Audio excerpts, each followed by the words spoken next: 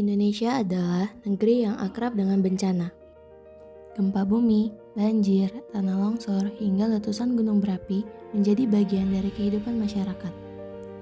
Namun, di balik musibah, Islam mengajarkan bahwa setiap bencana harus dihadapi dengan ilmu, kesiapan, dan kepedulian terhadap sesama.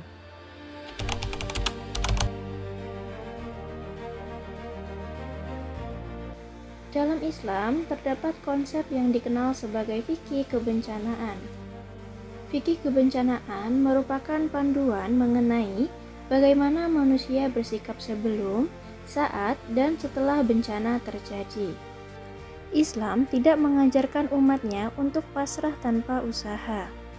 Sebaliknya, manusia diperintahkan untuk menjaga keselamatan diri dan membantu orang lain. وَلَنَبْلُوَنَّكُمْ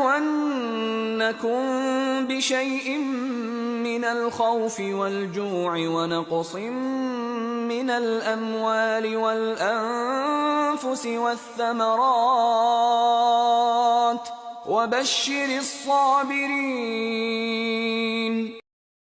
Ayat ini mengingatkan bahwa ujian merupakan bagian dari kehidupan manusia. Salah satu bentuk ajaran Islam dalam menghadapi bencana adalah melakukan ikhtiar atau usaha pencegahan. Menjaga lingkungan, mempersiapkan jalur evakuasi, dan memahami tindakan darurat merupakan bagian dari kesiapsiagaan. Ketika bencana terjadi, Islam mengajarkan untuk tetap tenang dan mengutamakan keselamatan jiwa. Dalam kondisi tersebut, tolong-menolong menjadi kewajiban manusia. Selain itu, masyarakat juga diinginkan untuk tidak menyebarkan informasi palsu yang dapat menimbulkan kepanikan.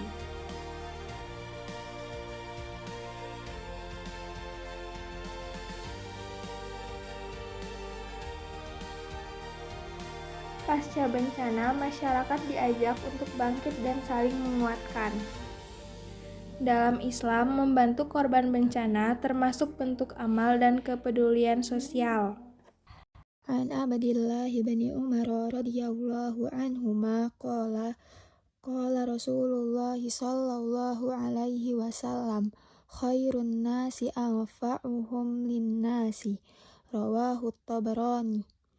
Dari Abdullah bin Umar radhiyallahu anhuma, Rasulullah sallallahu alaihi wasallam bersabda, sebaik-baik manusia adalah yang paling bermanfaat bagi manusia lainnya. Diriwayatkan oleh At-Tabrani. Kebersamaan dan solidaritas menjadi kekuatan penting dalam proses pemilihan. Fikih kebencanaan mengajarkan bahwa musibah bukan hanya tentang kesedihan, tetapi juga tentang kepedulian, persaudaraan, dan keteguhan iman.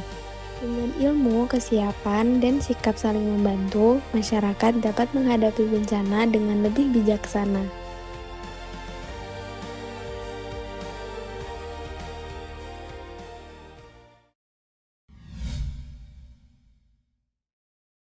Aku tadi jadi kepikiran deh tentang korban banjir yang banyak diberitakan. Juga kasihan sekali karena banyak yang kehilangan rumah dan mereka harus mengungsi. Nah guys, dalam fikih bencana tadi kan kita sudah diajarin tuh bahwa membantu korban bencana alam merupakan bagian dari kewajiban sosial kita. Benar, bahkan menjaga keselamatan jiwa manusia juga merupakan salah satu tujuan utama syariat Islam.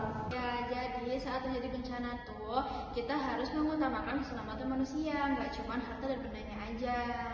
Makanya kalau ada teman, keluarga, atau saudara yang lagi kena musibah, kita harus membantu sebisa mungkin. Itu tidak selalu harus dengan uang kan? Iya, bisa dengan tenaga, dengan doa, atau menyebarkan informasi yang benar agar tidak menimbulkan kepanikan. Benar, menyebarkan hoaks saat bencana terjadi itu malah dapat memperburuk keadaan. Selain membantu setelah bencana, kita juga harus belajar cara untuk mengurangi resiko sebelum bencana. Itu yang disebut ikhtiar. Islam itu mengajarkan kita untuk selalu berusaha, gak cuma pasrah. Jadi, fikih bencana itu bukan hanya bagaimana kita memahami bahwa musibah adalah ujian, tapi bagaimana kita bertindak untuk membantu sesama. Nah, setuju. Sebagai mahasiswa itu, kita tuh harus lebih peduli terhadap masyarakat yang terkena bencana. Setuju nggak?